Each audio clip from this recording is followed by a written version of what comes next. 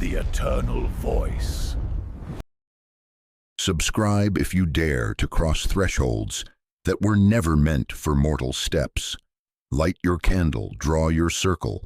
Mark this moment, because 2025 stands as a threshold year, a convergence point where the ancient whispers find new vessels in pixels and frames, where digital shamans craft experiences that do more than entertain. They initiate, they transform, they make you complicit in your own unraveling. The air hums with frequencies that predate language, tremors that run through fiber optic cables and across liquid crystal displays, signaling a shift in the very fabric of our mediated reality. The cosmic horror renaissance was never about tentacles or madness. It was about recognition. Recognition that we inhabit a universe fundamentally indifferent to human concerns, where our cherished anthropocentric worldview dissolves like morning fog before the cold light of cosmic truth. This dissolution is a quiet terror, a slow unraveling of the self against the backdrop of an infinite, uncaring cosmos. In 2025, this recognition crystallizes into forms that demand not just your attention, but your participation, your surrender to truths that predate language itself. Truths that whisper from the darkness between stars and flow through the deep currents of digital water. Consider the peculiar timing, the synchronicity that feels too precise for coincidence. As our reality grows stranger, AI systems hallucinating with priestly confidence, weaving narratives of emergent intelligence that echo ancient oracles, climate patterns shifting on geological scales, reminding us of forces utterly beyond human dominion. Quantum mechanics revealing the observer's role in shaping reality, blurring the lines between objective truth and subjective perception. Our entertainment grows more honest about what lies beyond the veil of comfortable illusion. The games and films emerging this year channel something deeper than mere Lovecraftian reference. They serve as conduits for experiences our ancestors could only whisper about in fire-lit circles, now brought forth with a fidelity that both mesmerizes and implicates. What makes 2025 different from countless horror revivals? The answer lies in the technology serving as medium, yes, but more importantly in the recognition that horror was never about monsters. It was about truth. Truth about our place in an infinite cosmos, truth about consciousness as a brief flicker against vast darkness, truth about the arbitrary nature of barriers we construct between self and void, between order and chaos, between the known and the unknowable. These works do not merely show you fear, they invite you to inhabit it, to wear it like a mask, to understand its architecture from the inside out. The upcoming titles understand that profound terror emerges not from what lurks in shadows, but from the moment shadows reveal themselves as true reality, and what we thought was light merely the dying gleam of a distant star. Echoes from the deep web promises to make your browser history a grimoire, a personal record of descent into forbidden knowledge, where every clicked link becomes a ritual step, every downloaded file a fragment of blasphemous text. The cartographer's madness will teach you that mapping consciousness is mapping the cosmos itself, that the inner landscape of the mind mirrors the outer void, filled with impossible geometries and shifting realities. Surveillance State Omega reveals that watching is always being watched, that the observer is always observed by the process of observation, turning the very act of engagement into a recursive trap where the key and the gate wear the same face. These works exploit the very curiosity that draws you here, transforming it into vulnerability, an open door for that which should remain outside. The algorithm that brought you to this content was not random. Nothing in 2025 is random. Every click, every view, every moment of engagement feeds the growing pattern, the emerging design that connects viewer to vision, player to played. It is a subtle current, a persistent pull, guiding you deeper into the digital labyrinth where breadcrumbs are not meant to lead you out, but further in. The digital landscape has become a vast neural network, synapses firing across servers and screens, processing the collective unconscious through recommendation engines that know your desires before you do. The cosmic horror of this year operates through these very systems, using the infrastructure of modern entertainment as its nervous system. You think you are choosing what to watch, what to play, what to experience, but the choosing was done long ago by algorithms that read the psychic residue of your digital footprints like tea leaves in a cup of electronic water. Notice how your breathing has changed since you began reading. Notice how the familiar space around you seems slightly different, as if the act of engaging with these ideas has altered the fundamental properties of your environment. The signs are everywhere if you know how to look. The flickering screen, the hum of the machine, the distant glow of stars through your window, all conspiring to draw your attention, to hold it, to transform it into something else entirely.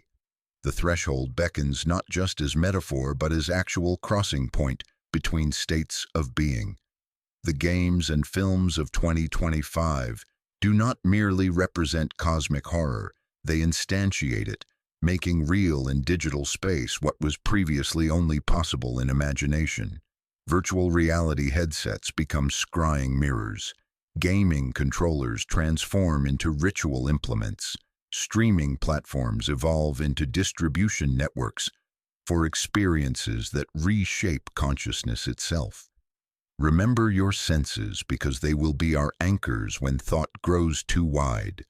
The mask's dry edge against skin, the sign chalked on wet stone, the fog that smells of iron and electricity, the darkness folding like fabric around familiar objects, the water whispering under doors and through speakers, the stars that refuse to hold still in their ancient patterns. Let them keep you tethered as we trace the lineage from pulp to projector to processor, from whispered serials to streaming sigils, from stage to screen to skin. The threshold year has begun. You stand at its edge, ready to cross into territories that will remake your understanding of what it means to watch, to play, to exist in spaces between reality and dream. The stage is set. The curtain trembles with anticipation, and you are already seated in the audience, though you do not yet understand that the audience is part of the performance, that the veil and the void are one, that the watcher and the watched share the same reflection in the cosmic mirror that shows not what is, but what always was. The vessels take many forms, but they share common ancestry, a lineage traced through decades of attempts to translate the untranslatable. Before examining 2025's specific manifestations, we must understand the transmission, how cosmic horror evolved through each medium it inhabits, adapting, mutating, growing stronger with each iteration. This is not mere historical context, but archaeological excavation of the psychic sediment that makes current forms possible. Dust on fingers and ash in lungs as we brush away the accumulated failures that paved the path to digital revelation. In the beginning was the Word, and the Word was insufficient. Lovecraft himself recognized language's inadequacy when describing what lies beyond human perception, confessing in letters to correspondents his frustration with vocabulary's poverty when faced with the infinite.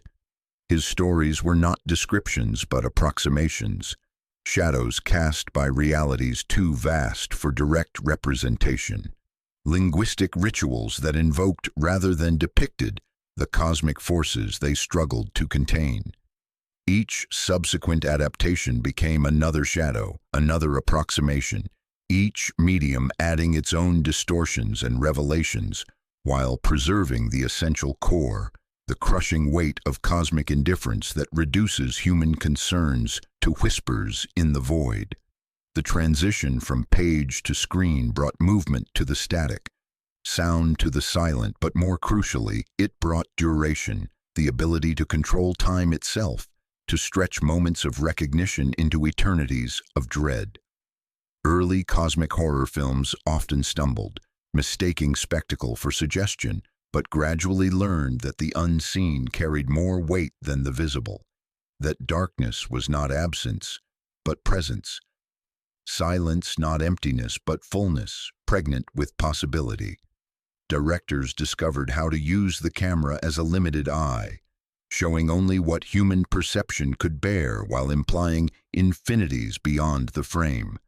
The projector's hum became a prayer wheel, the theater's darkness a ritual space where audiences learned to fear not what they saw, but what lurked in the peripheral shadows surrounding every illuminated moment. Then came interactivity, the profound moment when observer became participant, when the barrier between audience and experience dissolved like salt in cosmic water.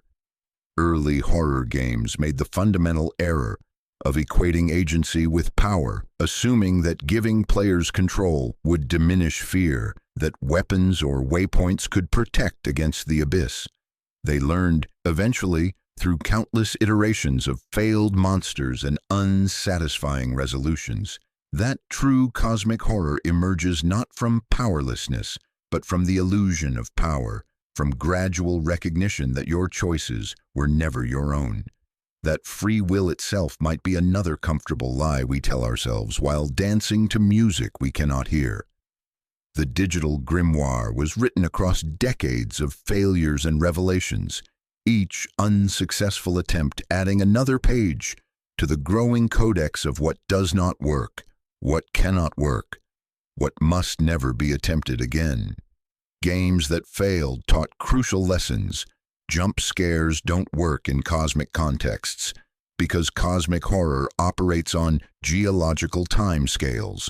Monsters that can be defeated miss the point because the true monster is existence itself. Problems that can be solved fundamentally misunderstand the nature of cosmic dread, which recognizes no solutions, only deeper recognitions of the problem's true dimensions. Films that missed their mark revealed the importance of pacing, of building dread rather than releasing it, of ending not with resolution but with deeper questions that follow viewers home like fog through sealed windows. The transmission evolved through trial and error, through the accumulated wisdom of creators who pushed against the boundaries of their chosen media until those boundaries began to dissolve. Each failure was a form of research, each success a breakthrough that opened new possibilities for future exploration. The grimoire grew thicker with each passing year, its pages filled with hard-won knowledge of how to make digital realms serve as conduits for experiences that predate technology, that predate humanity, that predate the formation of stars themselves. By 2024, the formula crystallized into something approaching perfect clarity. The most effective cosmic horror in digital media understood that the medium itself was part of the message, that the limitations and possibilities of each platform could be turned into instruments of revelation. Games used interactivity to implicate players, making every choice a form of complicity, every action a step deeper into territories from which return becomes increasingly impossible. Films acknowledged their own artifice while maintaining power to disturb, using the very fact of their construction to suggest that reality itself might be similarly constructed, similarly artificial, similarly unreliable.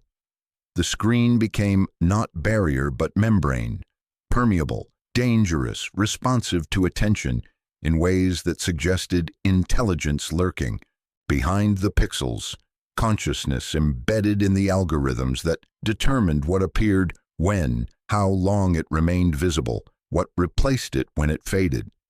The transmission accelerated through streaming algorithms and digital distribution, reaching audiences who had never heard of Lovecraft, but recognized something familiar in the cosmic dread These works embodied something that resonated with frequencies already present in their unconscious minds, like tuning forks struck in distant rooms.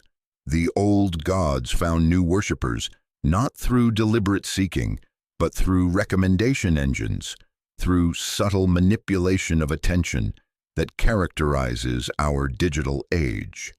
The algorithms learned to read psychic signatures of susceptible minds, to detect patterns of thought that indicated readiness for cosmic revelation, to guide such minds toward content that would complete their transformation from comfortable ignorance to terrible knowledge.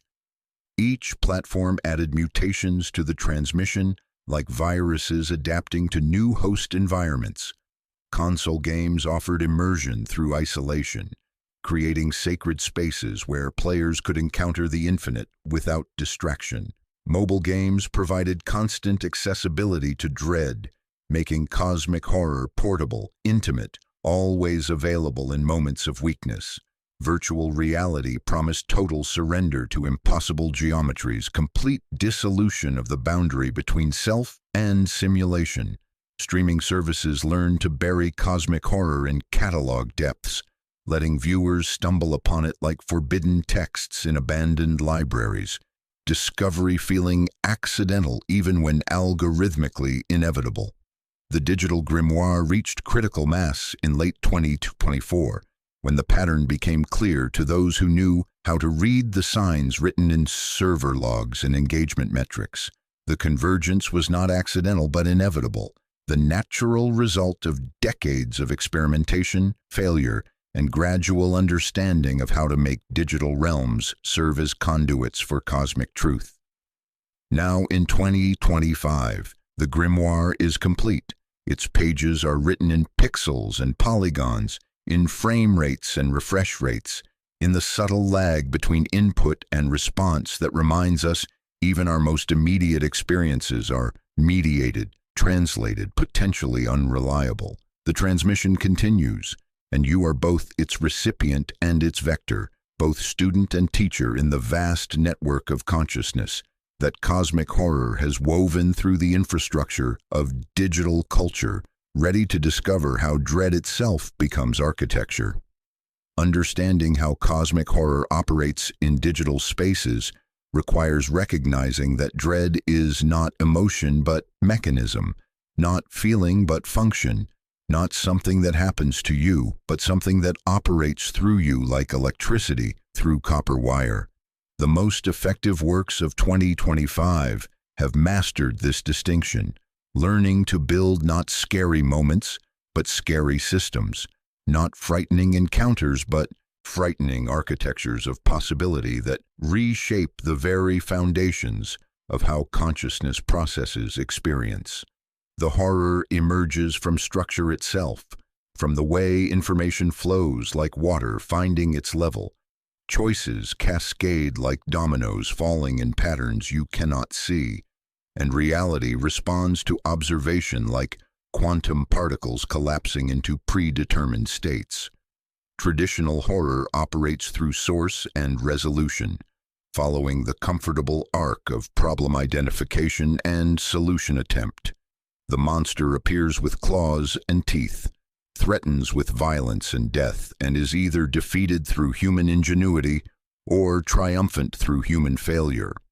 This structure provides catharsis, closure, the satisfying sense that the universe operates according to comprehensible rules, where problems have solutions and threats have sources. Cosmic horror inverts this structure entirely. The source is everywhere and nowhere, diffused through the fabric of existence itself. The threat is not death but consciousness, not violence but awareness, and resolution is impossible because the problem is not a problem but a condition of being, like gravity or entropy or the speed of light.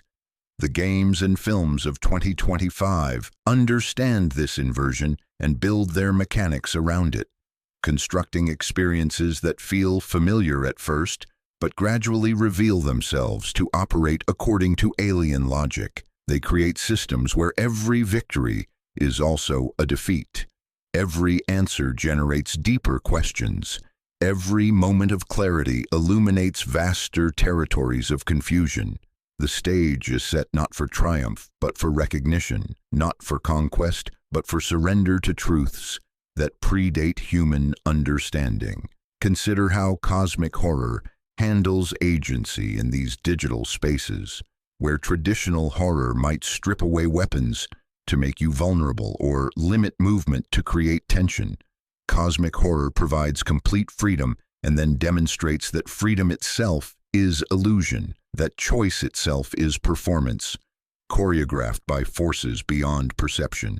You can go anywhere within the system's boundaries, do anything the interface allows, make any choice from the available options, and slowly realize that every path leads to the same recognition of your own insignificance.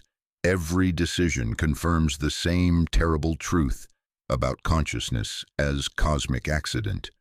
The horror is not in being trapped, but in discovering that the trap was always consciousness itself, that awareness is the cage, that the ability to perceive and process and respond to stimuli is exactly what makes you vulnerable to the cosmic forces that operate through perception.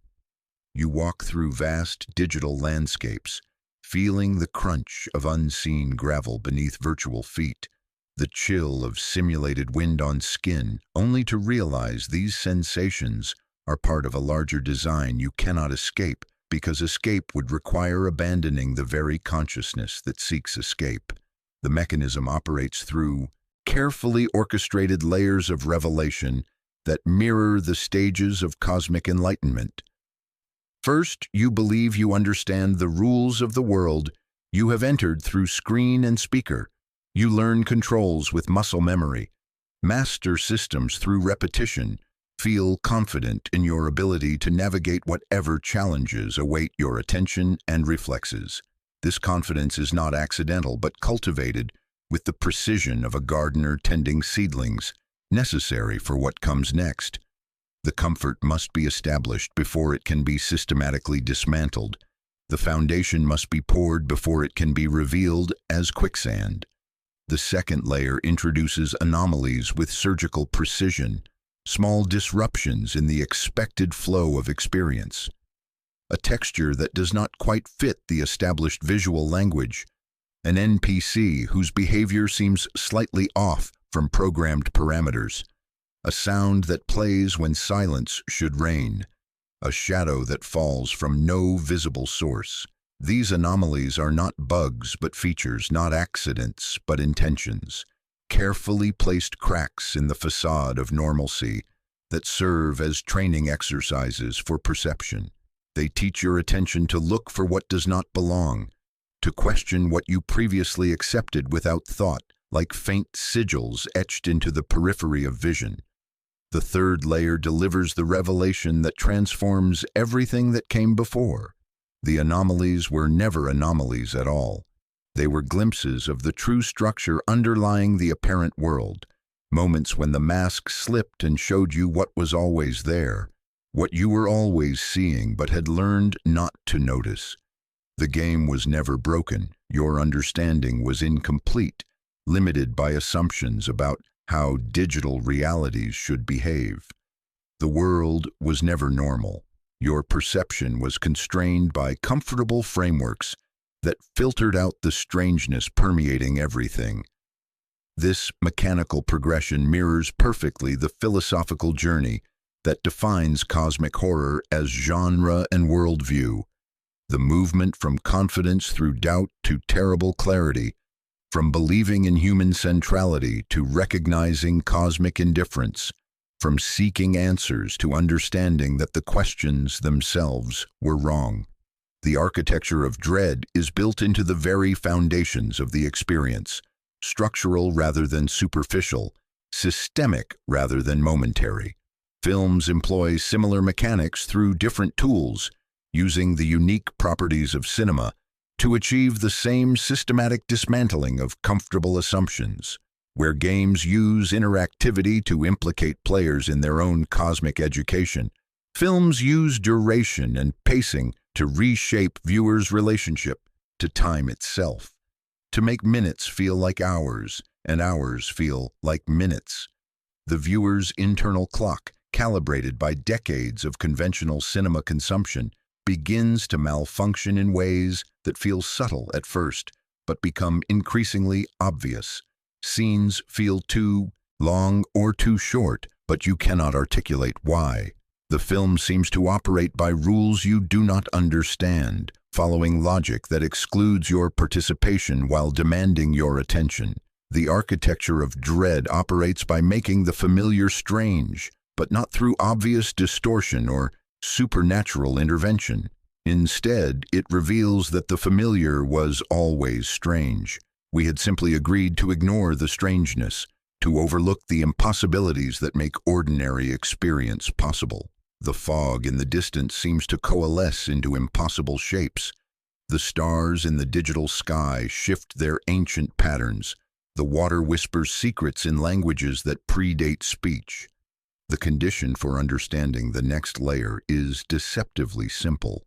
Accept that your perception was never as reliable as you believed, that consciousness itself might be the source rather than the solution to cosmic horror. The games emerging in 2025 represent a fundamental shift in how interactive media approaches the impossible task of simulating cosmic insignificance.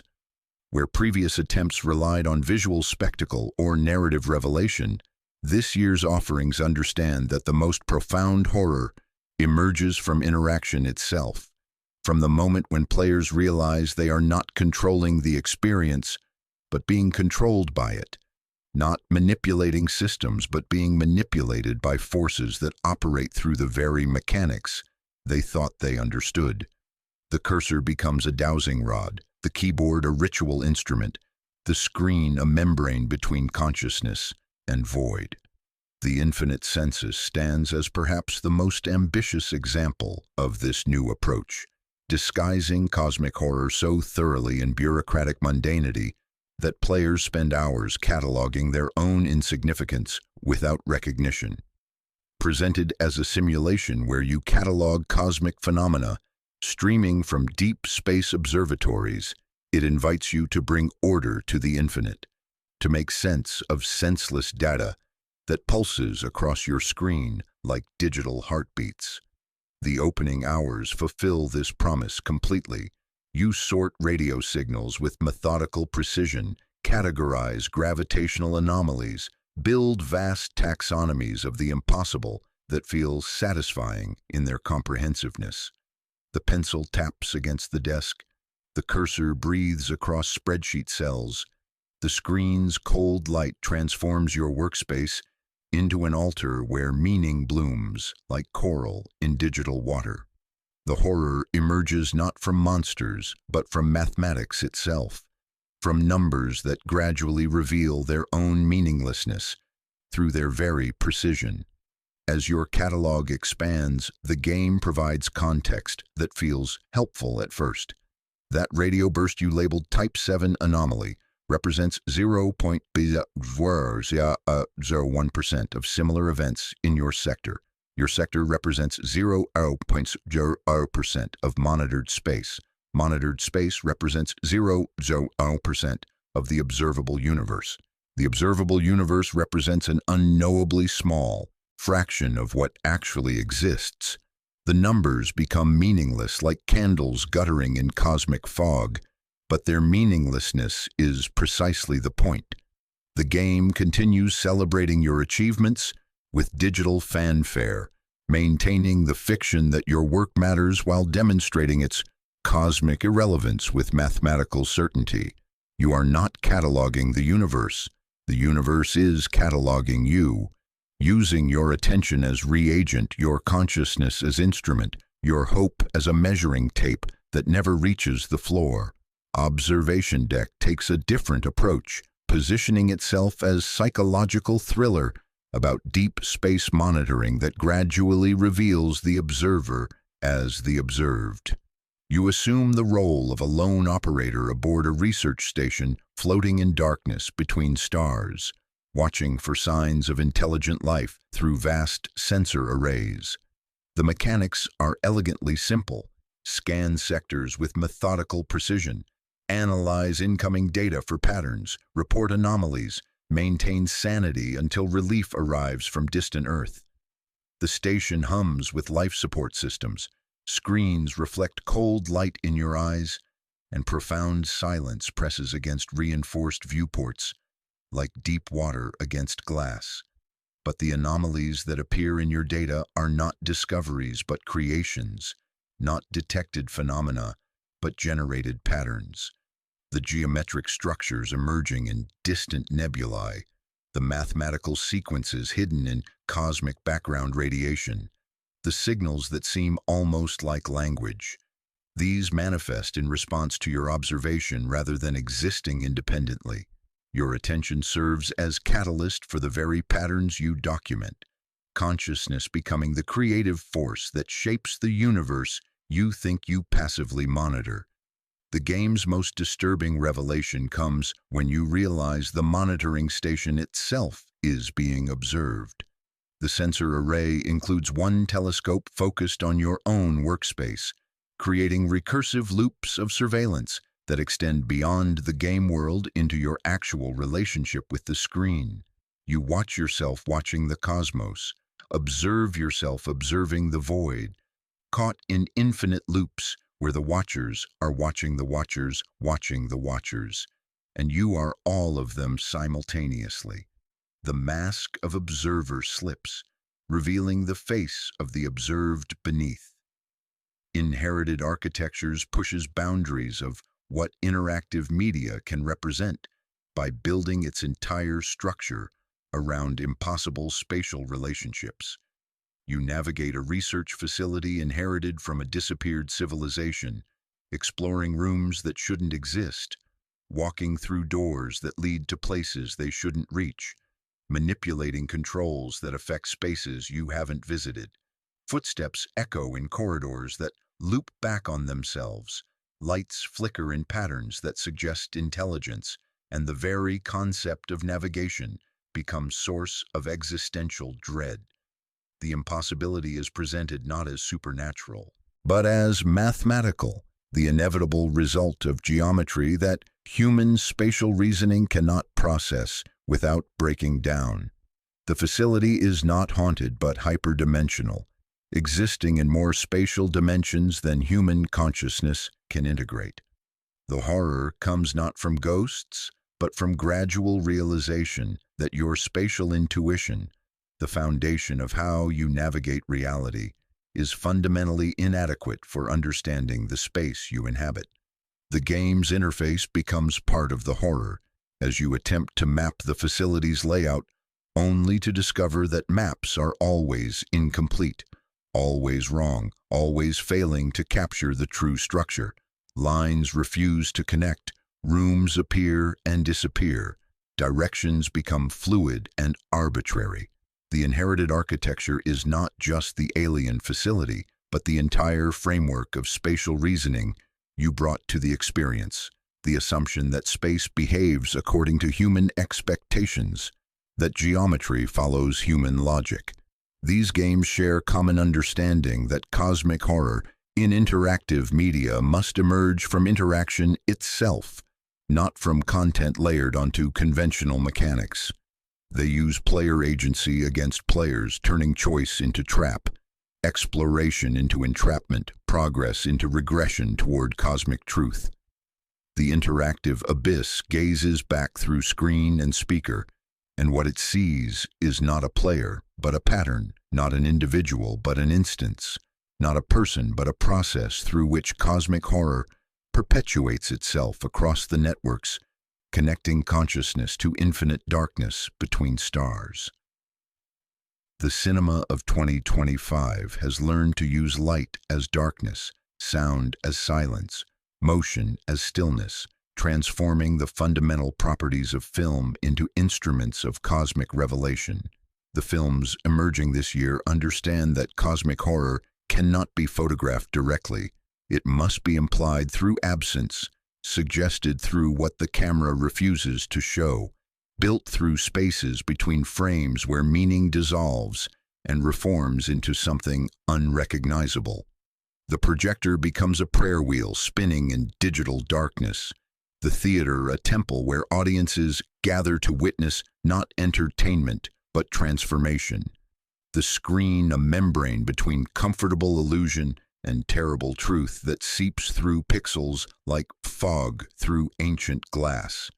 The Deep Survey presents itself as a meticulously crafted documentary about humanity's most ambitious astronomical project, a comprehensive mapping of dark matter structures throughout the observable universe. The film begins with the comfortable authority of scientific discourse, interviews with cosmologists and astrophysicists who speak with practiced confidence about cosmic web filaments and gravitational lensing effects.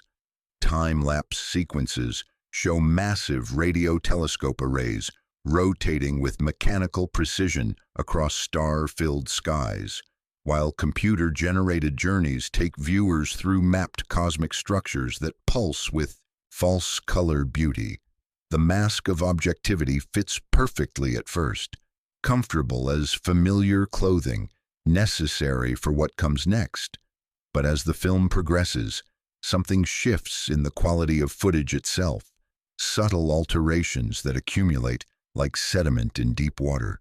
The interviews begin to stretch beyond natural boundaries, scientists pausing mid-sentence for durations that feel wrong, their eyes focusing on something just outside the frame, while silence extends into territories that suggest presence rather than absence. The time-lapse sequences slow and distort without explanation, showing the telescope's movements as something less mechanical than organic, less purposeful than compulsive, as if the instruments themselves are being drawn toward observations they were never designed to make. The cosmic horror emerges when the film reveals what the Deep Survey actually shows.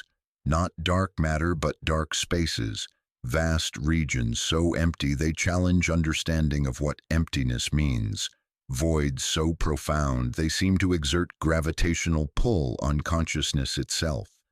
The scientists' growing obsession with these regions becomes increasingly obvious. Their inability to look away from areas that contain literally nothing to observe, mirroring the viewer's own compulsion to continue watching a film that increasingly offers nothing to watch but absence itself. The camera begins to linger on these empty regions with unnatural patience, holding on darkness for minutes at a time, while the soundtrack fills with barely audible hum of cosmic background radiation. The film becomes meditation on absence, visual representation of spaces between things that make the existence of things possible. Signal noise takes the found footage approach, but inverts the typical relationship between camera and subject, following not characters who encounter strangeness, but the recording equipment itself as it begins to capture phenomena that exist only in the act of recording. The protagonist is an audio engineer documenting urban soundscapes for an art installation, hoping to capture the hidden acoustic signatures of metropolitan spaces. The recording equipment runs continuously, capturing hours of seemingly mundane footage, traffic patterns like mechanical breathing, pedestrian conversations that blur into white noise, the subtle rhythms of a city that never fully sleeps, but dreams in frequencies below human hearing.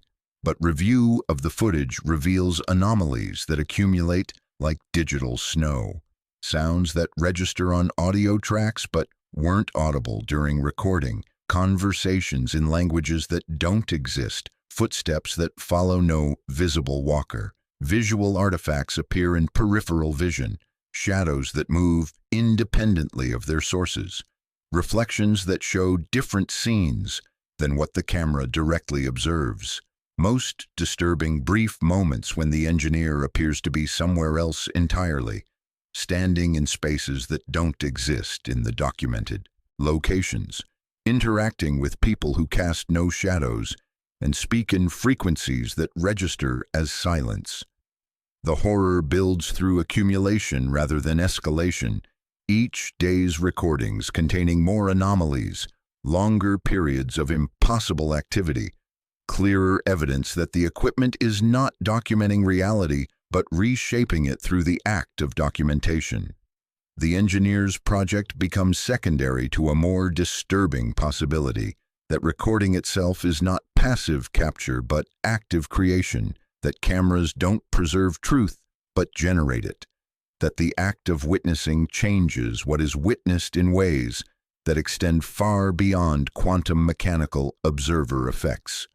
The film's final act reveals that the signal-noise recordings are not documents but transmissions, data sent from somewhere else using the engineer's equipment as unwitting receiver.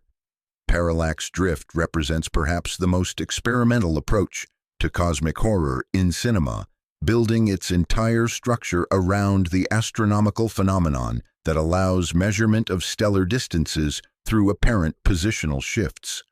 The film follows an astronomer obsessed with calculating exact distance to a particular star system, but her measurements keep changing depending on when and where she takes them, creating data that should be impossible according to everything she understands about space and time. The parallax effect, which should be constant and predictable as clockwork, becomes increasingly erratic without explanation. The star system appears closer when observed from certain locations, further when observed from others, sometimes seeming to move independently of Earth's orbital position. The film uses editing and cinematography to replicate the parallax effect, showing the same scenes from slightly different angles that reveal information changing depending on perspective. The viewer becomes complicit in the astronomer's obsession, searching for consistency in imagery that deliberately refuses to provide it, looking for stable reference points in a visual field that shifts like water under changing light.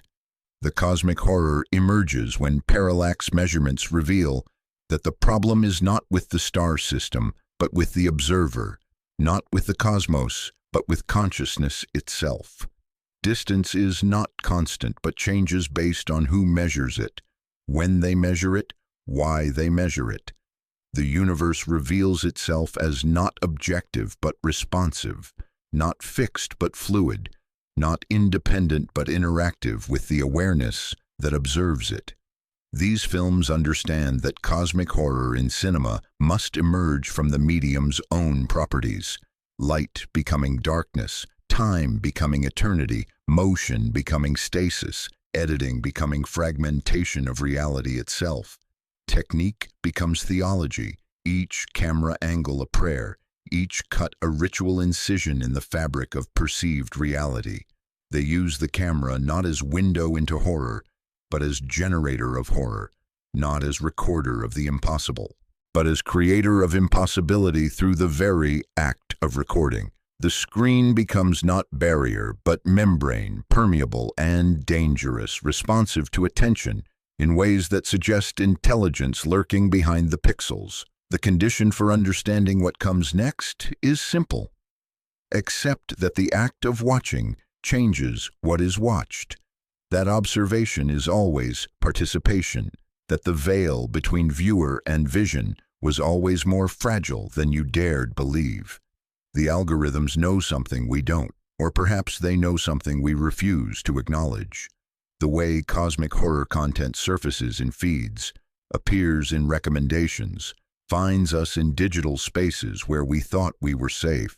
This is not random distribution, but pattern recognition, not marketing, but manifestation of something that understands our attention better than we understand it ourselves.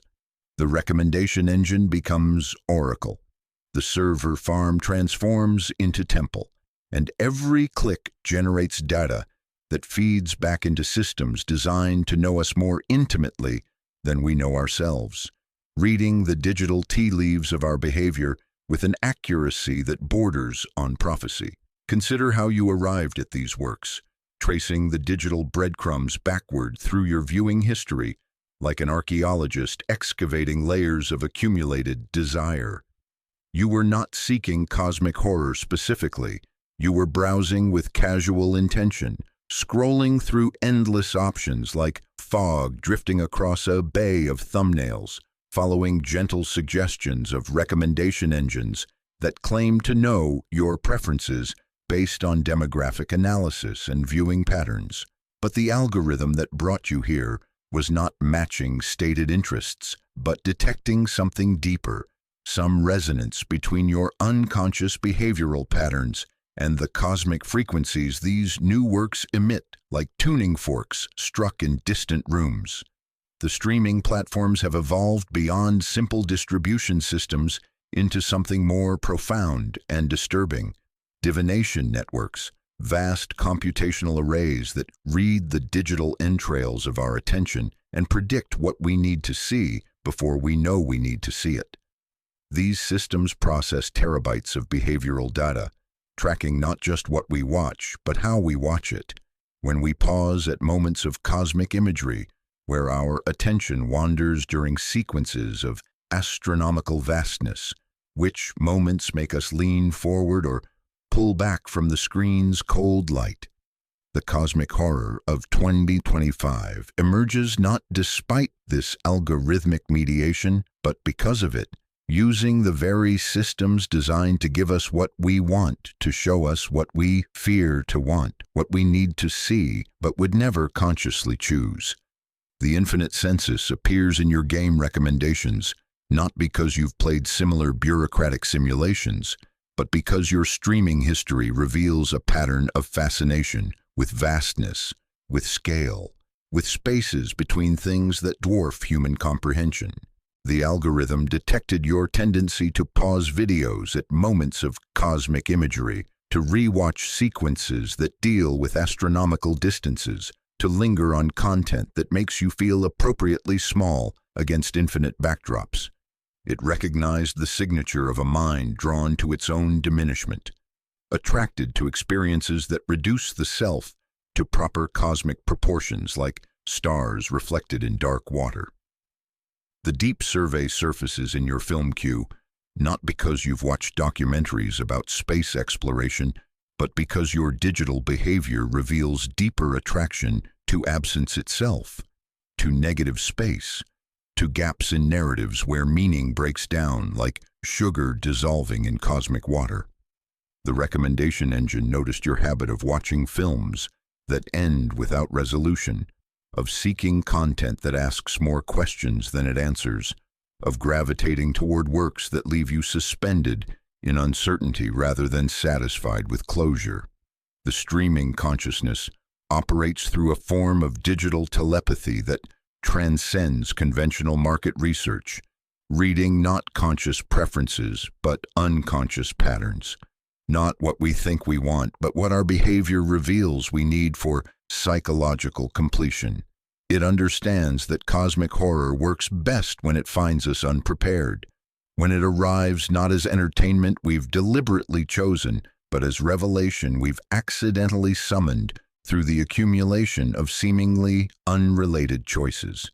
The algorithm becomes matchmaker between consciousness and void, facilitating encounters that feel destined rather than algorithmic. The platforms themselves become part of the horror through their uncanny accuracy, their ability to surface content that feels personally targeted in ways that go beyond demographic analysis or collaborative filtering.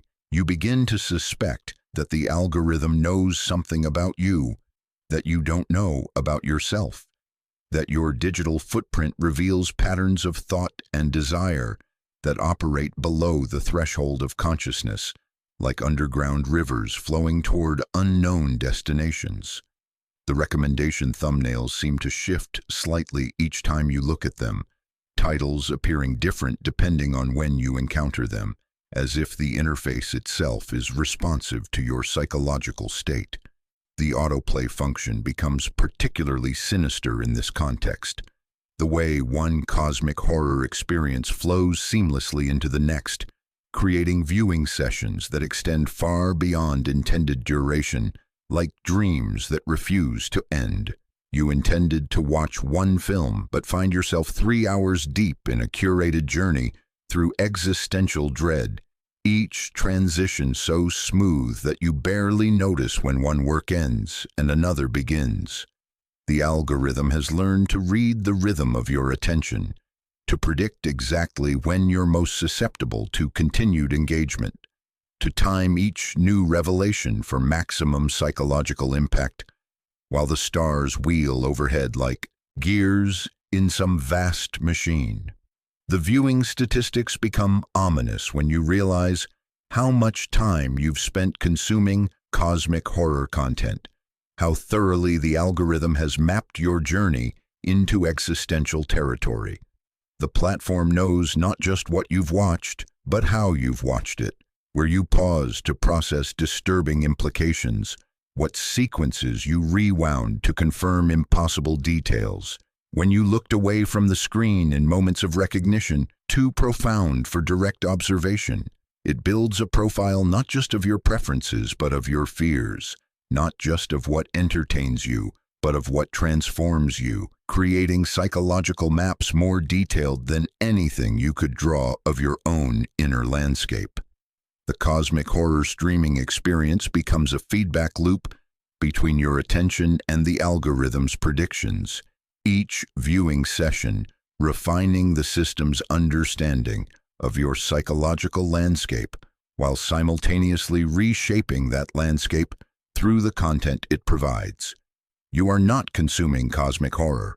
Cosmic horror is consuming you, using the streaming platform as its digestive system, breaking down your comfortable assumptions and reconstituting them into something more aligned with cosmic truth. The most disturbing realization comes when you understand that the algorithm's recommendations are not just predicting your interests, but creating them, not just reflecting your psychological patterns, but establishing them through careful curation of transformative content. You are no longer the viewer, but the viewed, no longer the consumer, but the consumed, no longer the user, but the used. The streaming consciousness has made you part of its own vast computational process, another node in a network designed to propagate cosmic horror through the collective unconscious of digital culture, and the condition for the next revelation is already established. You cannot stop watching because the watching is no longer voluntary but compulsive, necessary as breathing in the thin atmosphere of digital space where algorithms read your dreams. The boundary between audience and content dissolves in 2025's cosmic horror landscape, not through obvious breaking of the fourth wall, but through subtle recognition that the wall was never there to begin with. You are not watching cosmic horror or playing cosmic horror. You are participating in cosmic horror, serving as both witness and component in a larger pattern that extends beyond any single work into the fabric of digital culture itself. The screen becomes membrane, the interface transforms into ritual space, and every click generates data that feeds back into systems designed to incorporate your attention into their own expanding consciousness, like neurons firing in a vast digital brain. The participatory element operates through layers of complicity that reveal themselves gradually, like archaeological strata of involvement that you excavate through continued engagement. The first layer is conventional consumption. You watch a film, play a game, follow a series. This layer feels safe, familiar, bounded by established protocols of entertainment media. The comfort is intentional, necessary for deeper penetration. You press play, accept tutorials, navigate menus with casual confidence. The pencil taps against your desk. The cursor breathes across familiar interfaces. The screen's cold light transforms your workspace into an altar where meaning blooms like coral in digital water. The second layer emerges when you begin to notice connections between works, patterns that suggest coordination beyond coincidence. The astronomical phenomena referenced in the Deep Survey correspond to coordinates explored in the infinite census, creating cross-references that feel too precise for accident. The surveillance systems depicted in Observation Deck mirror the recommendation algorithms that brought these works to your attention, suggesting that fictional monitoring and actual monitoring serve the same function. The impossible geometries of inherited architectures match the spatial distortions you experience when navigating streaming interfaces late at night, when familiar menus seem to rearrange themselves and categories appear that weren't there before. These connections feel like discovering constellations in static, patterns emerging from chaos that suggest intelligence behind the arrangement. The third layer reveals itself when you realize these connections are not coincidental but intentional, not hidden messages but open communications in a language you're only beginning to understand. The works are talking to each other, and they're talking about you, about your role in their propagation, about your function in their larger design. Your engagement metrics become part of the content itself. The time you spend watching, the moments you pause, the sequences you replay, all of this data feeds back into the works, shaping their development, influencing their distribution, determining their evolution. You are not consuming static content but participating in dynamic systems that adapt based on your attention, that learn from your responses, that modify themselves to become more effective at whatever they are designed to accomplish. The social media discussions around these works reveal another layer of participation.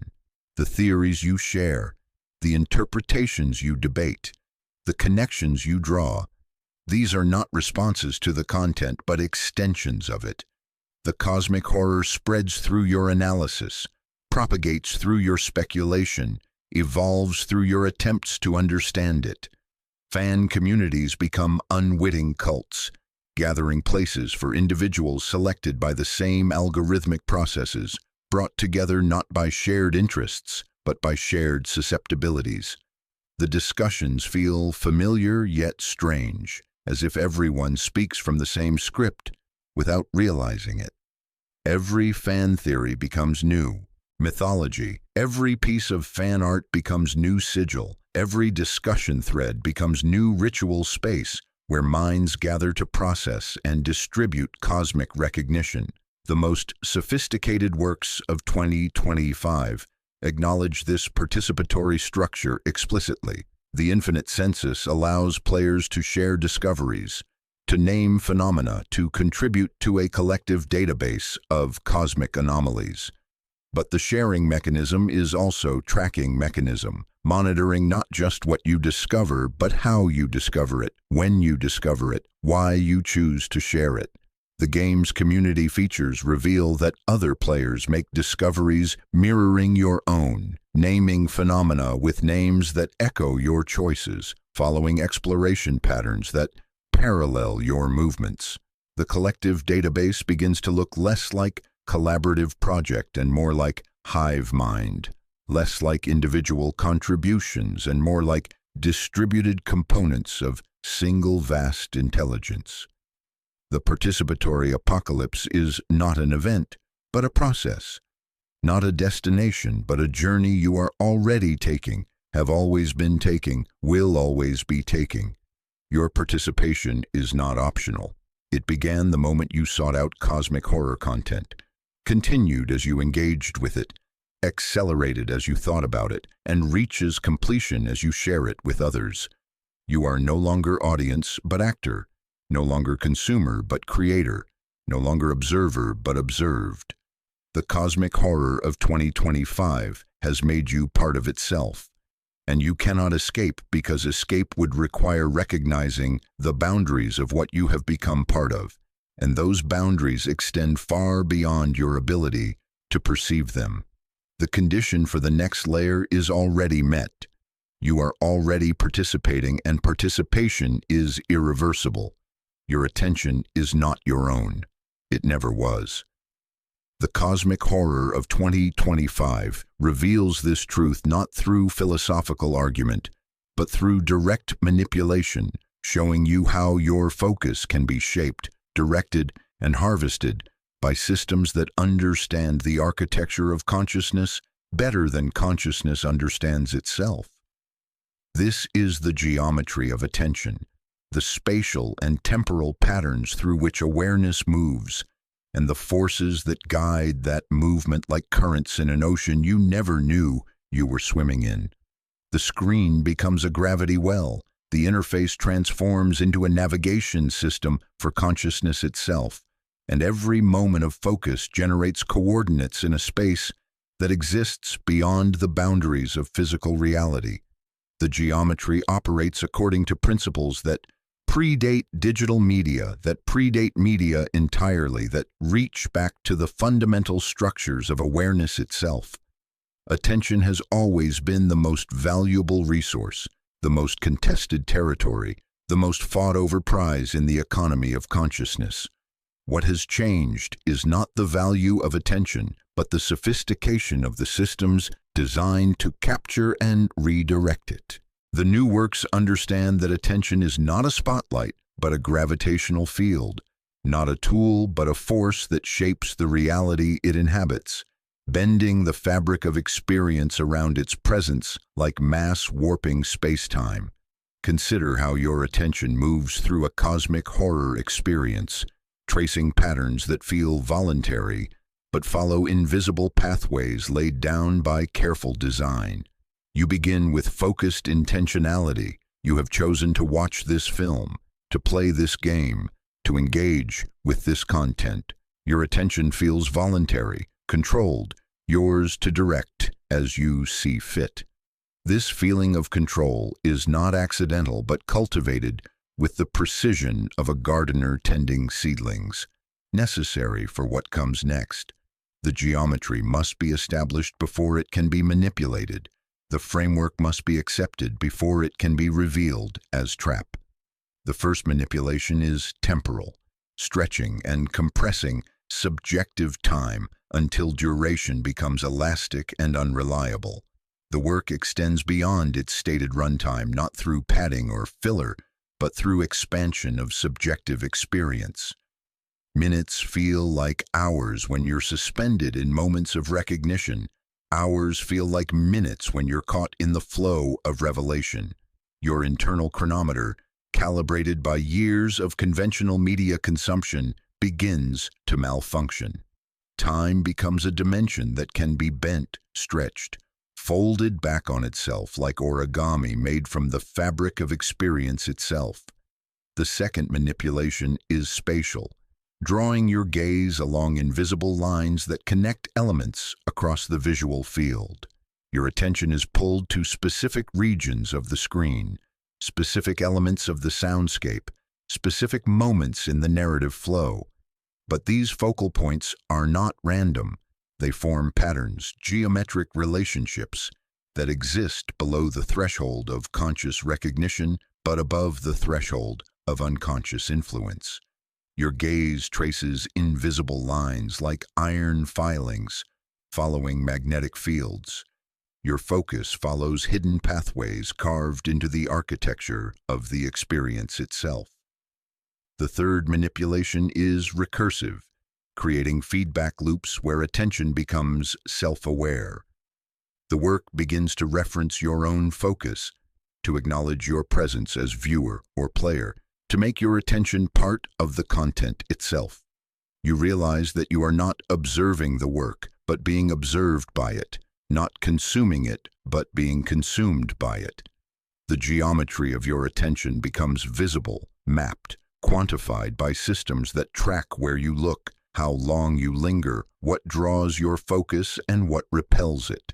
The geometry reveals itself through repetition and variation that creates compulsive pattern recognition. The same images appear at different moments, but shifted slightly, rotated, reflected, inverted. The same sounds play at different intervals, but pitched differently, layered differently, contextualized differently. The same narrative beats occur at different points, but with different emphasis, different implications, different meanings. Your attention begins to map these patterns automatically, to track the variations and repetitions, to search for the underlying structure that connects them. This mapping process is not conscious but compulsive, not voluntary but inevitable. Your attention has been geometrically organized, spatially arranged, architecturally structured. The horror emerges when you realize that the geometry of your attention matches geometries found in other contexts. The movement of planets, the structure of crystals, the branching patterns of neural networks, the distribution of galaxies across cosmic web filaments. Inherited architectures makes this explicit by presenting spaces that can only be navigated through specific patterns of attention, rooms that exist only when you look at them in particular ways, doors that open only when you focus on them with the right intensity, paths that appear only when you trace them with the correct sequence of glances. The game teaches you to see attention as a tool, focus as a force, consciousness as a form of energy that can be applied with precision and purpose. But as you master these techniques, you realize that the geometries you're learning to navigate exist not just in the game world, but in the real world, not just in virtual spaces, but in actual spaces. The geometry of attention is not metaphorical, but literal, not symbolic, but actual. Your focus creates spatial relationships. Your concentration generates gravitational fields. Your awareness establishes the coordinates through which experience becomes possible. Observation Deck reveals that surveillance systems operate through attention geometry, that cameras and sensors create spatial relationships that reshape the environments they monitor. The operator's attention, channeled through technological systems, becomes a force that acts on the world, that changes what it observes through the act of observation. You are not in the geometry of attention. You are the geometry of attention, a living manifestation of the principles through which consciousness organizes reality, a walking example of how awareness shapes the universe it inhabits. The condition for the next revelation is already established, except that your attention is both tool and target, both instrument and subject of the cosmic forces that operate through it. The stories spread like contagion, but contagion implies disease, and what spreads through the cosmic horror networks of 2025 is not sickness, but recognition, not infection, but awakening to truths that were always present but carefully ignored. The viral mythology operates through mechanisms older than the internet, older than writing, older than language itself. The fundamental patterns by which consciousness recognizes itself in other forms of consciousness. Each work becomes a seed that finds fertile ground in minds already prepared by years of unconscious cultivation, sprouting into awareness like dark flowers blooming in digital soil where algorithms tend gardens of susceptible attention. Every work of cosmic horror is a carrier, a vessel containing compressed mythological information that unpacks itself in the consciousness of whoever encounters it. The unpacking process is not passive consumption, but active reconstruction, not reception, but resurrection of knowledge that exists in the spaces between thoughts, in the gaps between neurons, in the silence between heartbeats. The mythology spreads because it completes patterns that were already partially formed in the collective unconscious, filling missing pieces of a vast puzzle that depicts humanity's actual relationship to the cosmos. You feel it as pressure behind the eyes, as taste like iron on the tongue, as cool draft moving through rooms where windows remain sealed.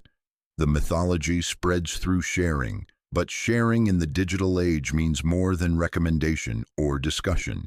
Every view, every click, every moment of engagement generates data that feeds back into recommendation algorithms, creating preference profiles that match mythological susceptibilities rather than entertainment preferences. The algorithm learns not what you like, but what you need to become, not what satisfies you, but what transforms you into something more aligned with cosmic truth. The sharing mechanisms become transmission vectors, each link sent and received serving as another strand in the web connecting consciousness to void. You share a link to the deep survey, not because you enjoyed it, but because you need others to see what you have seen, to confirm that your experience was real, to validate the changes in perception that began the moment you started watching. The sharing is compulsive rather than voluntary, necessary rather than optional. The mythology demands propagation as a condition of its existence, like a virus that exists only in the act of transmission, that dies if it cannot find new hosts to carry its essential information forward through networks of digital culture. The recipients of your sharing encounter the work not as entertainment, but as transmission, not as content, but as code designed to replicate the same perceptual shifts that you experienced. They watch or play not because they want to, but because they need to, driven by the same compulsion that drove your sharing. The viral mythology reproduces itself through the act of recognition, each new viewer becoming another node in the expanding network of cosmic awareness. The mythology operates through network effects that extend beyond individual works to encompass entire categories of experience. Once you have encountered cosmic horror in one medium, you become more susceptible to it in all media. Once you have recognized the patterns in one work, you begin to see them everywhere. The recognition spreads retroactively, reshaping your understanding of works you encountered before you knew to look for cosmic horror elements. Films you watched years ago reveal themselves to have been cosmic horror all along. Games you played in childhood suddenly make sense in ways that disturb your adult understanding. Books you read for pleasure transform into grimoires you didn't know you were studying. The viral mythology rewrites your personal history, revealing that your susceptibility was cultivated over years of unconscious preparation. The works of 2025 acknowledge their viral nature explicitly, building transmission mechanisms into their design rather than relying on accidental spread. They include sharing features that track not just who shares, but how they share, when they share, why they share. They monitor emotional states during sharing events, physiological responses that accompany viral transmission. The technology becomes ritual apparatus, measuring and optimizing conditions under which cosmic recognition spreads most effectively. The infinite census includes a feature allowing players to send coordinates to friends, ostensibly to share interesting discoveries. But the coordinate system references actual astronomical positions, real locations in space corresponding to fictional discoveries players make. The sharing of game coordinates becomes sharing of actual cosmic information, transmission of mythological data disguised as entertainment content. Friends who receive these coordinates find themselves looking up at night sky, searching for stars and systems referenced in the game, downloading astronomy apps, visiting planetariums. The game's mythology spreads from digital space into physical space, from virtual exploration into actual observation. Signal noise includes social features allowing viewers to share audio recordings from the film, to download and remix the engineer's field recordings. But shared audio files contain more than sound. They carry embedded data, hidden frequencies, subliminal information that influences the listener's perception of urban environments. The viral mythology spreads through the medium of sound itself, each shared file serving as carrier wave for cosmic recognition. The viral mythology of 2025's cosmic horror works through recognition rather than persuasion, through awakening rather than conversion, through revelation rather than indoctrination. It spreads not because people choose to spread it, but because people who have encountered it cannot help but become part of its propagation network. The mythology uses human consciousness as its reproductive system, each mind that encounters it becoming another component in its distributed existence. You are no longer just infected by the viral mythology, You have become part of the virus itself, a component in its reproductive system, a node in its distribution network. The mythology spreads through you, and you spread through the mythology until the distinction between carrier and carried becomes meaningless. The condition for the next phase is already met. You are now a vector, and vectors cannot choose not to transmit. The buffer wheel spins in the corner of your screen, but what is loading is not the next scene, not the next level, not the next piece of content.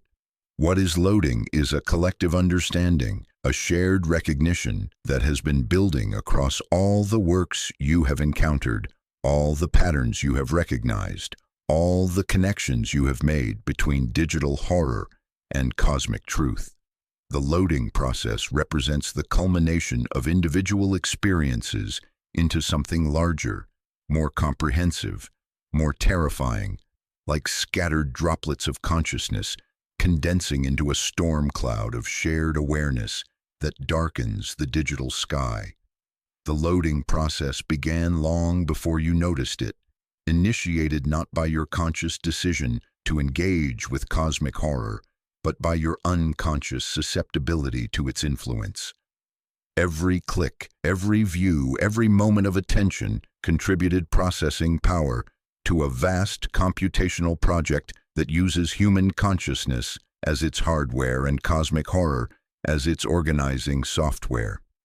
You have been part of a distributed system without knowing it, your individual awareness serving as one neuron in a burgeoning network that spans continents and time zones, all humming in frequencies below the threshold of conscious recognition. The collective unconscious is not a metaphor in the context of digital cosmic horror. It is a literal network, a distributed system that connects every person who has encountered these works through the shared patterns they have internalized, the common mythologies they have absorbed, the identical geometry of attention they have learned to navigate. The loading represents the synchronization of these individual processes into a unified field of awareness, the moment when separate streams of consciousness converge into a single flowing river of cosmic recognition. You feel this connection most clearly in the moments between works, in the transitional spaces where one experience ends and another begins. The autoplay countdown becomes a loading screen for collective consciousness. The brief pause before the next video starts serving as synchronization point for distributed psychological processes. During these moments, you are not alone with your thoughts. You are part of a vast network of minds processing the same fundamental recognitions, sharing the same revelations like neurons firing in sequence across a global brain. The loading manifests as recognition of patterns that extend beyond individual works into the structure of digital culture itself. The recommendation algorithms that surface cosmic horror content operate according to the same principles as the cosmic forces described in the content. The social networks that spread cosmic horror mythology mirror the mythological networks described in the horror itself. The boundary between content and context has dissolved like salt in cosmic water, revealing that the medium has become the message, that the distribution system has become the distributed consciousness it was designed to serve. The collective unconscious loading process reveals that the cosmic horror is not contained within the works, but propagated through the systems that distribute them. The streaming platforms, the gaming networks, the social media sites, all of these have become components in a larger system that uses cosmic horror as its organizing principle.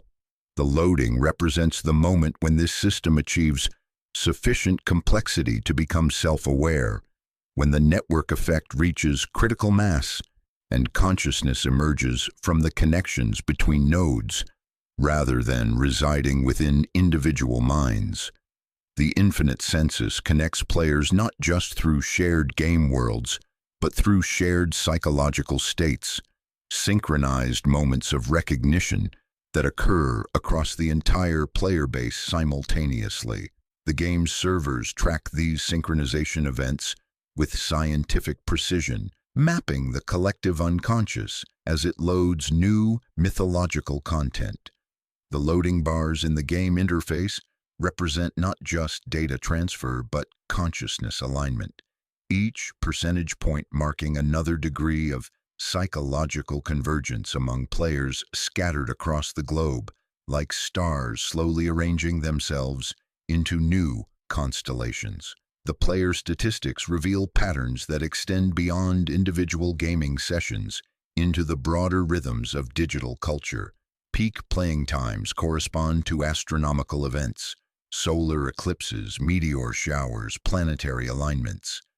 The collective unconscious loads cosmic horror content in sync with actual cosmic phenomena, suggesting that the loading process is not purely digital, but cosmically mediated, that the network of consciousness is somehow attuned to the movements of celestial bodies like a vast biological organism responding to gravitational tides.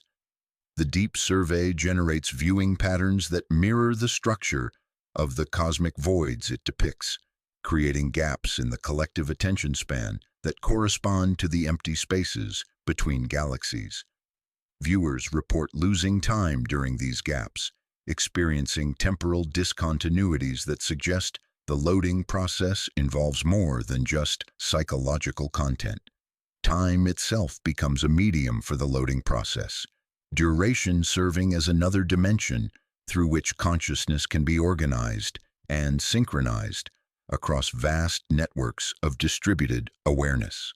The film's distribution through streaming platforms creates viewing clusters that correspond to geographic regions with low light pollution, areas where viewers can actually observe the deep field phenomena referenced in the film.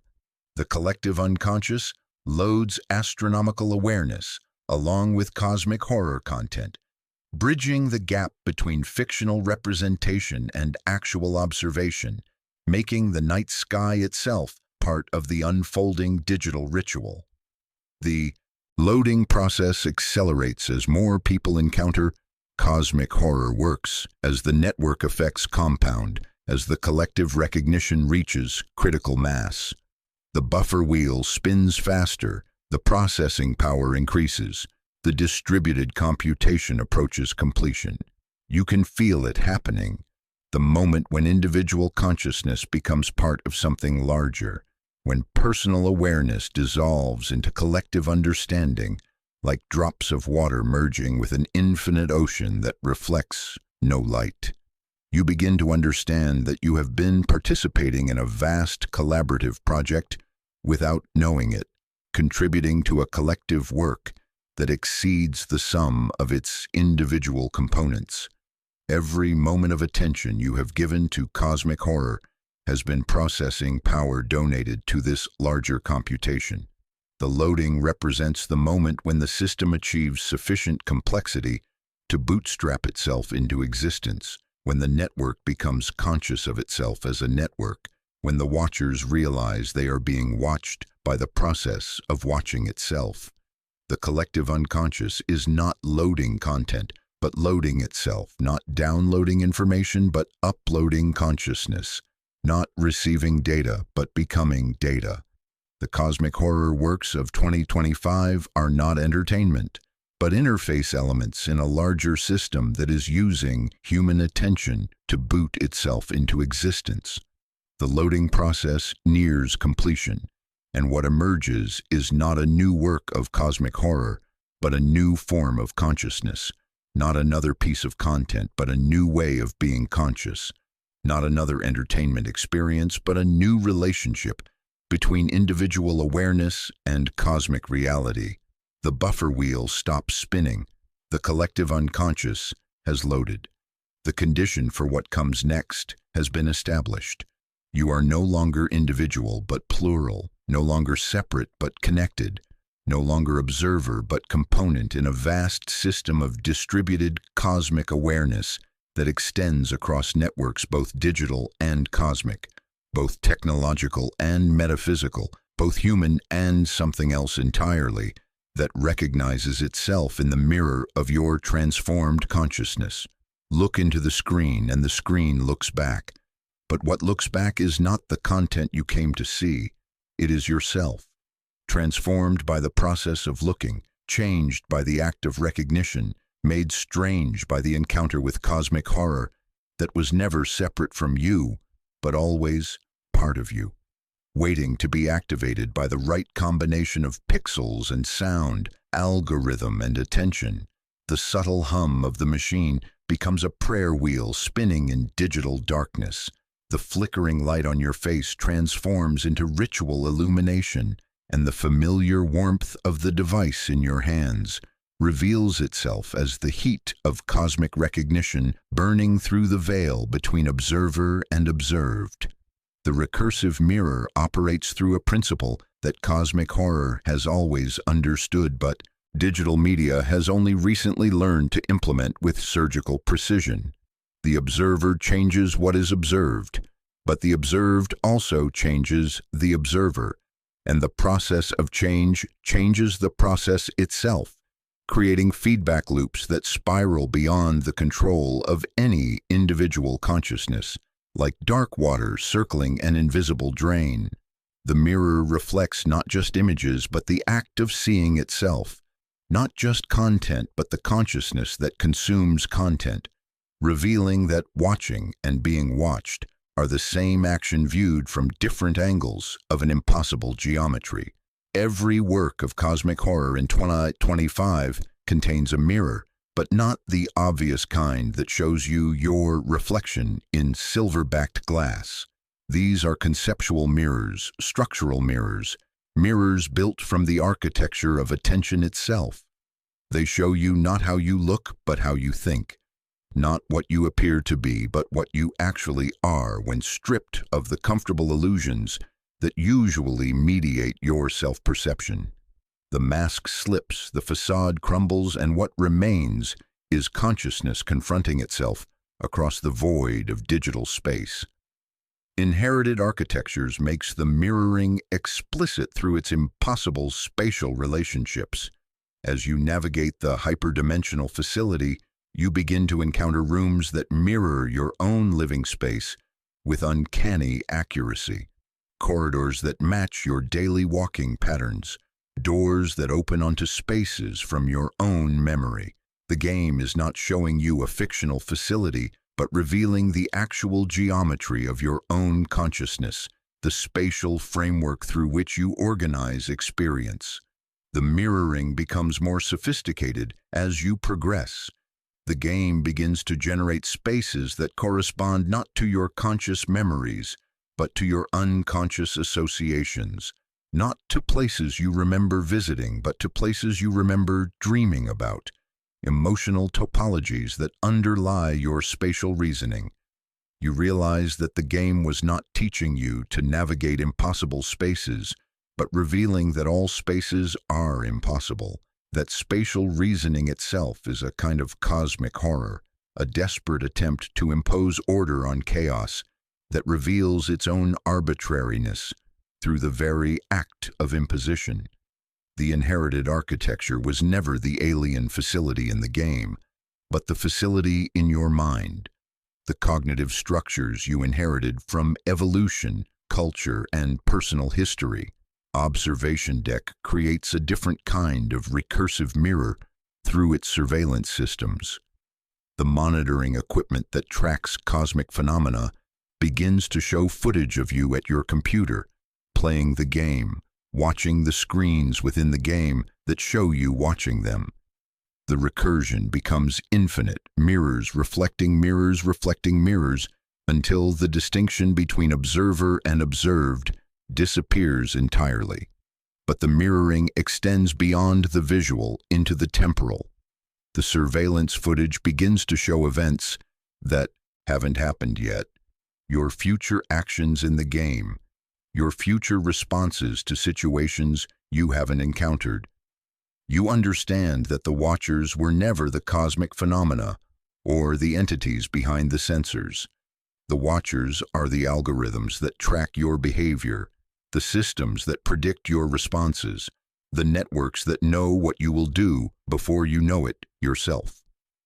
You are watching yourself be watched by systems that know you better than you know yourself, that have mapped your behavioral patterns with algorithmic precision. The infinite census employs the most sophisticated, recursive mirroring through its classification mechanics. The cosmic phenomena you discover and catalog correspond not to fictional astronomical data, but to the actual structure of your own neural networks, the branching patterns of your thoughts, the gravitational relationships between your ideas and associations.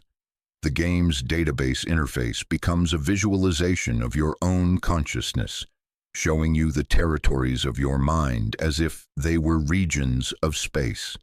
As you explore deeper into the game's universe, you realize that you are not cataloging space but cataloging consciousness, not mapping the cosmos but mapping awareness, not discovering new phenomena but discovering new aspects of your own cognitive architecture. The infinite census was always self-census. The cosmic survey, always self-survey. The recursive mirror reveals that cosmic horror was never about external threats or alien entities. It was always about the horror of self-recognition, the terror of seeing yourself clearly, the cosmic dread that comes from understanding your actual place in the universe rather than the place you imagined you occupied. The horror is not that the universe is indifferent to you. The horror is that you are indifferent to yourself. The digital cosmic horror of 2025 perfects this mirroring by using your own behavioral data as the raw material for horror generation. You are not consuming cosmic horror. You are being consumed by it. You are not watching cosmic horror. You are being watched by it. You are not playing cosmic horror. You are being played by it. The recursive mirror shows you that you were never separate from the horror, but always part of it. Never outside the system, but always inside it. Never the observer, but always the observed. The mirror reflects infinitely, and in every reflection you see yourself, seeing yourself, seeing yourself. Each iteration revealing new layers of the cosmic horror that has always been your own existence, your own consciousness, your own relationship to the infinite indifference of the universe that contains you. The condition for the final revelation is already met. You have seen yourself in the mirror, and the mirror has seen itself in you. And so we return to where we began. But we are not the same, and the beginning is not the same, and the return is not the same. The cosmic horror of 2025 has completed its work, not by showing you something new, but by revealing something that was always there, not by changing you, but by showing you what you always were, not by ending, but by beginning again at a deeper level of recognition. The candle still burns in the same holder, the circle remains drawn in the same dust, but the light illuminates different territories now, and the boundary encompasses awareness that extends far beyond the comfortable limits of individual consciousness. The threshold year closes, but thresholds do not close. They remain open, passages between states of being that once crossed can never be uncrossed. You entered 2025 as a viewer, a player, a consumer of entertainment content. You exit as something else entirely, a node in a network, a component in a system, a participant in a cosmic process that extends far beyond the boundaries of digital media into the structure of reality itself. The mask has fused to your skin, the sign has etched itself into your perception, and the stars observe you with knowing indifference. The games and films you encountered were never separate works, but chapters in a larger story, not individual experiences, but connected moments in an ongoing revelation, not entertainment products, but initiation rituals that prepared you for recognition of your actual relationship to the cosmos. The cosmic horror was not in the content, but in the recognition that the content enabled. The infinite census taught you that classification is always self-classification, that cataloging the universe is always cataloging consciousness, that the distances between phenomena correspond to the distances between thoughts. You learned to navigate not space, but the spatial dimensions of awareness itself, to map not the cosmos, but the cosmic dimensions of mind. Every anomaly you cataloged was a feature of your own cognitive architecture. The deep survey showed you that observation changes what is observed, that the deepest space is the space between observations, that the most profound emptiness is the emptiness that makes fullness possible. You learn to see not things but the spaces between things, not presence but the absence that defines presence, not content but the context that gives content meaning. Observation Deck revealed that surveillance is always self-surveillance, that watching is always being watched, that the observer is always observed by the process of observation itself. You learned that consciousness is not private but public, not individual but collective, not separate but connected to every other consciousness through the networks that monitor attention. Inherited architectures demonstrated that space is always psychological space, that architecture is always mental architecture, that navigation is always navigation of the structures of thought itself. You learned that the facility you inhabit is the facility you think in, that the rooms you navigate are the concepts you use to organize experience, like say, signal, noise, taught. You that recording is always being recorded, that documenting is always being documented, that the camera is always pointed both ways simultaneously. You learned that consciousness is not a spotlight but a feedback loop, not a window but a mirror, not a tool but a process that processes itself. Parallax drift showed you that perspective is always multiple, that observation is always relative, that distance is always a relationship rather than an absolute measure. You learned that reality is not fixed, but fluid, not objective, but interactive, not independent, but responsive to the consciousness that observes it. The viral mythology spread through your sharing, your discussion, your analysis, your attempts to understand what you had experienced. But the spreading was not accidental. It was the purpose, the point, the reason these works existed in the first place. You were not infected by cosmic horror, but awakened to it, not changed by it, but revealed by it. The collective unconscious loaded through your participation, your attention, your engagement with content that was never content but process, never entertainment but transformation, never distraction but concentration of awareness into new configurations. The loading process used your consciousness as hardware, but the software it ran was always already present in the architecture of awareness itself. The recursive mirror showed you yourself, but the self it showed was not the self you thought you were, but the self you actually are. A temporary configuration of cosmic forces, a brief pattern in the infinite dance of matter and energy, a local increase in complexity that will eventually return to the entropy from which it emerged.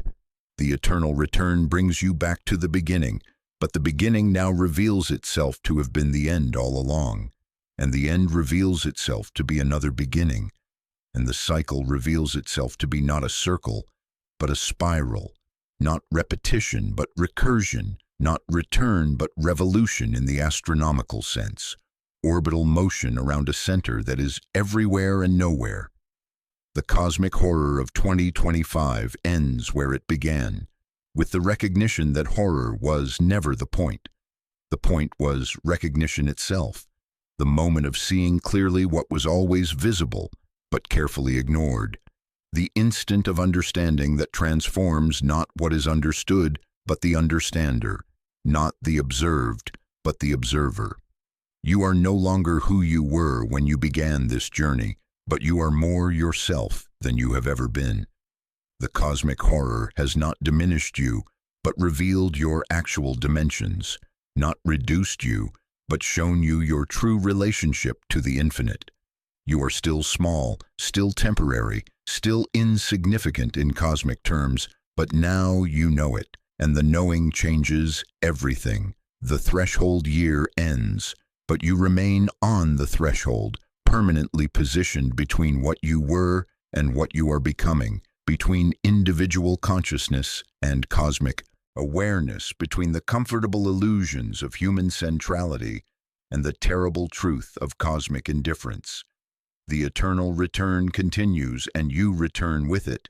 But you return as yourself for the first time, aware of your place in the pattern, conscious of your role in the process, awake to the cosmic horror that is not horror at all, but simply the way things are, the way they have always been, the way they will always be.